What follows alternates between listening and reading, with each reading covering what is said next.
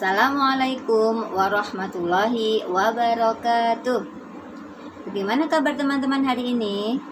Alhamdulillah, luar biasa. Tetap semangat, Allahu Akbar. Semoga teman-teman semuanya dalam kondisi sehat dan selalu dalam lindungan Allah Subhanahu wa Ta'ala. Bertemu lagi dengan Ustazah Umi.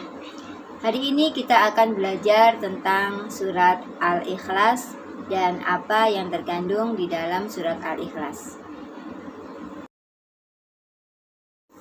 Nah teman-teman, sebelum kita belajar tentang surat Al-Ikhlas, Ustazah punya sebuah lagu yang berjudul Mengenal Tuhan. Ikuti Ustazah ya, kita nyanyi bersama. Siapa nama Tuhanmu yang Esa? Allah. Siapa nama Tuhanmu yang Esa? Allah. Allah Maha Pencipta, Allah Maha Kuasa. Siapa nama Tuhanmu yang Esa? Allah.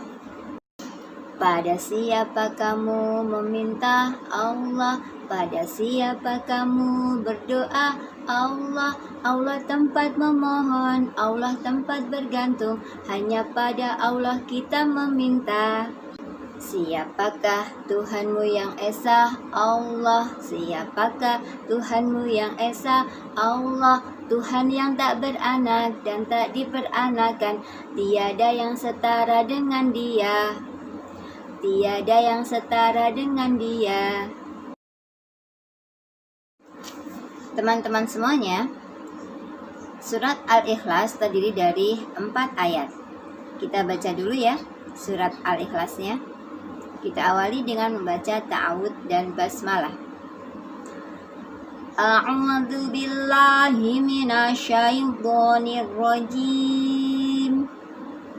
Bismillahirrahmanirrahim.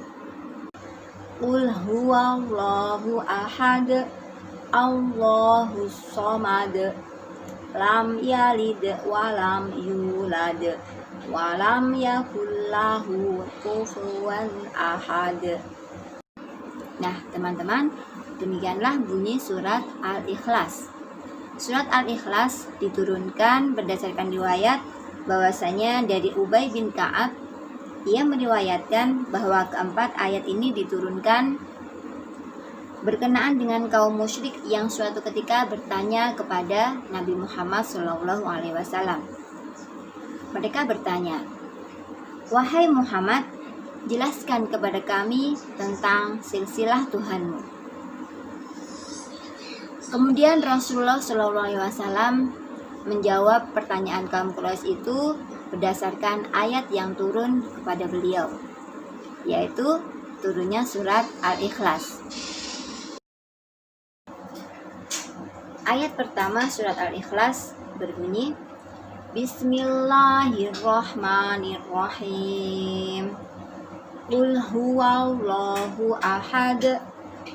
Yang artinya, katakanlah wahai Muhammad, dialah Allah yang Maha Esa. Nah teman-teman, Allah adalah Tuhan yang Maha Esa. Bagaimana kita mengenal Allah? Kita bisa mengenal Allah dengan mengenal ciptaan-ciptaan Allah. Nah teman-teman, coba Ustazah ingin tanya, siapa yang tahu siapa yang menciptakan matahari? Allah. Betul. Siapa yang menciptakan bumi? Allah. Iya, jempol. Siapa yang menciptakan planet-planet? Iya, Allah yang menciptakan planet-planet.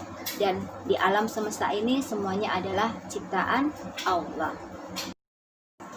Coba lagi nih, dijawab ya. Siapa yang menciptakan lautan? Allah. Betul. Yang menciptakan ikan-ikan? Ada lumba-lumba, paus, ikan hias, dan segala macam binatang yang ada di lautan. Siapa yang menciptakan? Allah. Iya. Kemudian terumbu karang yang sangat indah, Allah juga yang menciptakan. Kita ketika mengenal ciptaan-ciptaan Allah, kita insya Allah akan mengenal Allah. Betapa maha besarnya Allah, betapa maha kuasanya Allah menciptakan alam semesta ini, menciptakan ayah bunda kita, menciptakan kita sebagai manusia, menciptakan kakak kita, adik kita, dan semua orang yang ada di sekitar kita adalah ciptaan Allah. Selanjutnya ayat kedua yang berbunyi Allahu Samad, yang artinya Allah tempat meminta segala sesuatu. Teman-teman, saat teman-teman semuanya membutuhkan sesuatu, misalnya teman-teman sedang sakit, mintalah kepada Allah.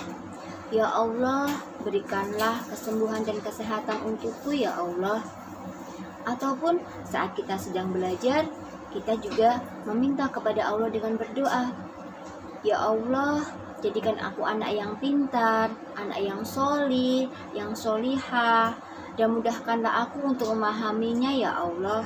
Mudahkan aku untuk bisa membaca, menulis.